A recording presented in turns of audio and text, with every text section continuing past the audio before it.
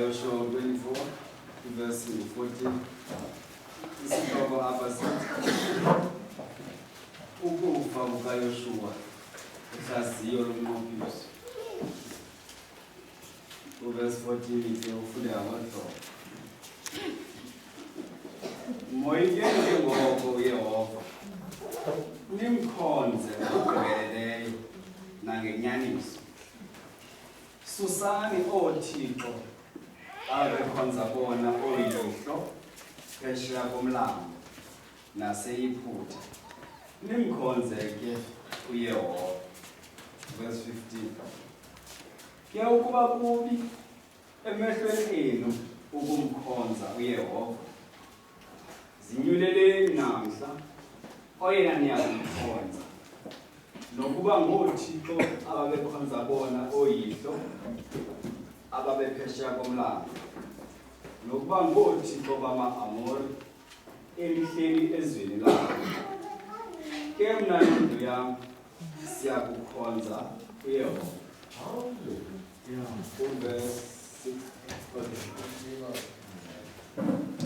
Namazwi apho kuba uYoshua utshoyo uthetha nathi uxelela thina into yokuba masoyike ngoba simkhonze uYehova ngokugqibeleleyo nangenyaniso. Kukho elaa gama lithi ukugqibelela ibe yinyaniso. Kunintsi ubawo uYoshua akwaziyo yena phaya phaa kuye noThixo. Ngoku ubawo uYoshua uxelela thina abantu bakhonzayo uThixo.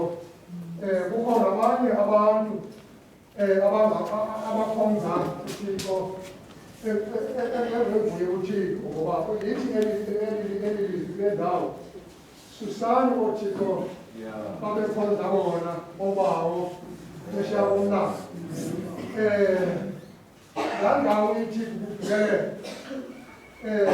mna ootata ndibona ukuthi uthi phaa ubawo uYoshua masigqibelele sikhonze uYehova uThixo wethu, sibasuse abathixo sibasuse abathixo baninzi abathixo ootata wam, kuba uThixo uYehova uThixo yena. Ngoku kuthiwa masisuse oothixo babekhonza bona ootata. Abatata singabanye abantu kwalapha kuthi thina abakhonzi. Bakhona abantu abasakhonza abasanabo ootata abaphilayo. Bakhona abanye abantu abanootata abangasaphiliyo. Ithi ke ngoku le ndawo yokholo olu uba uYoshua athetha ngalo uthi masikholwe uYehova uThixo wethu, sisuse ooThixo abekhonza bona ootata phesheya komlambo.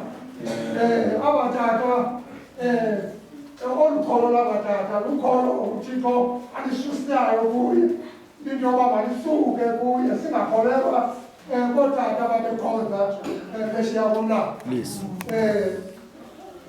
Ngawuhle ba. Verse 16 uthi baphendula abantu bathi makube le kuthi ukumshiya uYehova sikhonze Thixo bambi. 17 kuba uYehova uThixo wethu nguye osinyusileyo thina noobawo bethu ezweni laseYiphutha.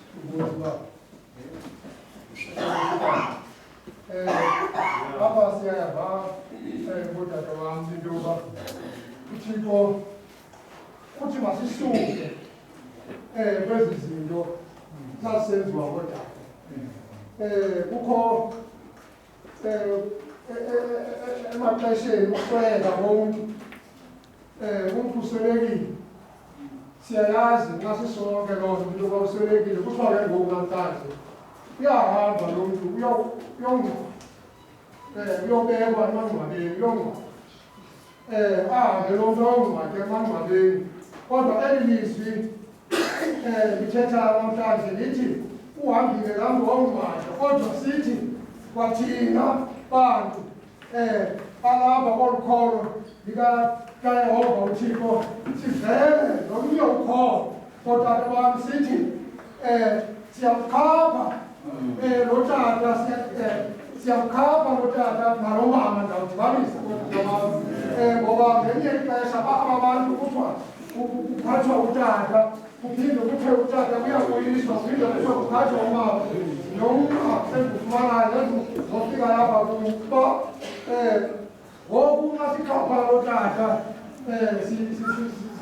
besingathukanga okanye besingakhalanga sathukuzelana nabanye ngelaa xesha bekungcwatywa utata okanye bekungcwatywa umama ndimbona kodwa ndayizisa kukodata bam ndimbona utata ndimbona umama nanku ungcwatyiwe namhlanje kodwa ndinegemu yento yokuba ke ngoku utata mandiphinde ndithi ndiyambulisa utata okanye utata ndiyamkhapha ndithetha nabani ngubani lo ke ngoku ndimkhaphayo ngubani lo ndimbuyisayo kodwa utata uswelekile utata uswelekile umama uswelekile kodwa ndinabazi mna endiwavusayo into yoba mandivusele into yoba utata makabuye eze kuthiwa ke ngoku apha mandikususo lwakhona mandikususo lwakhona ndikhona uthixo yehova uthi ubawo uYoshua yena nendlu yakhe bayakukhonza uyehova ndawuthatha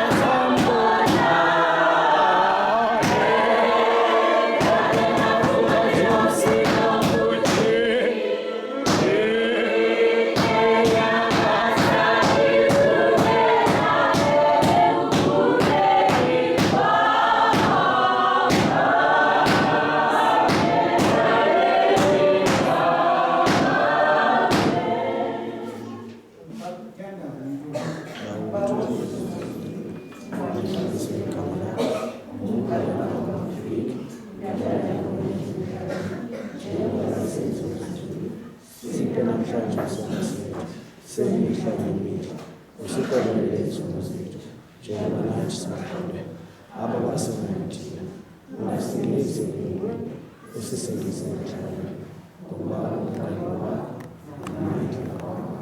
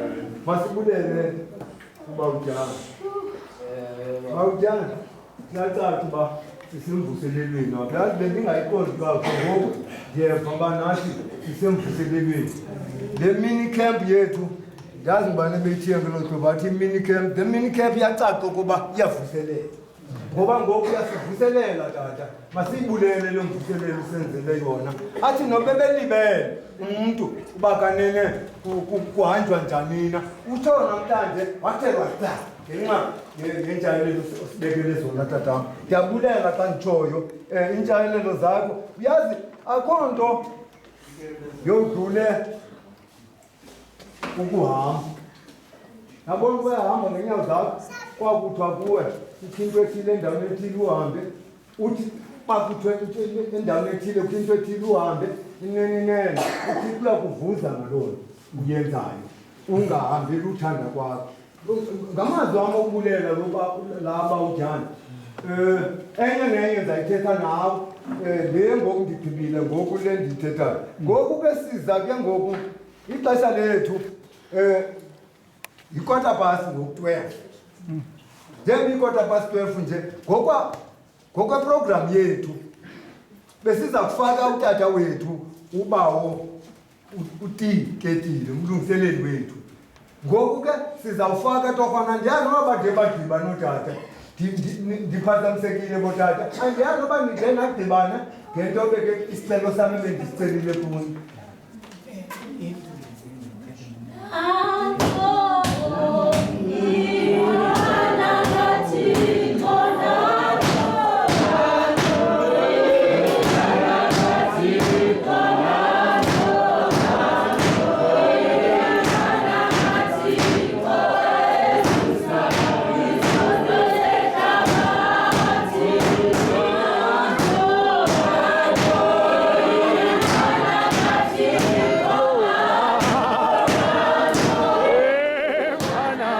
Yeah.